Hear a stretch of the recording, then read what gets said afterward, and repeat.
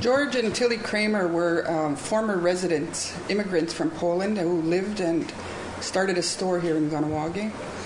And after they left, they talked extensively about their time here to their children and grandchildren. And they respected the people. They got along well. In fact, Tillie, her first language after immigrating was Mohawk. And so when they passed away, their mother, Ida, inherited their daughter, Ida, inherited their estate, and she chose to leave a lump sum of $10,000 to the Kateri Memorial Foundation because she felt that it could be used to further the education of women in Kahnawake. They really felt strongly that the women here could benefit from being better educated. She left a sum of money in her will. My mother didn't have a lot of money. She left $10,000 to the women of Kahnawake. So we actually found that through the Kateri Foundation, it was the best administrator of this sum. My mother said, Kahnawake gave my father his first break in life. I want to give back. I want to acknowledge that the first break in Canada was at the reserve in Kahnawake.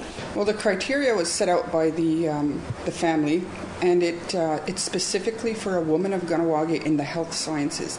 So it's somebody pursuing a medical career, and it's the point is, I think, to empower women more. That was their passion. It's a $1,000 prize scholarship.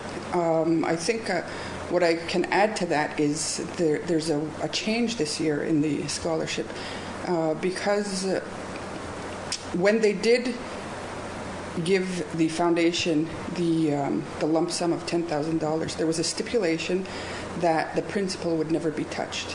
Way back when, we're talking over 20 years ago, so the money to be dispersed for a scholarship was supposed to be the interest on $10,000, which was a little bit more substantial back then than it is today.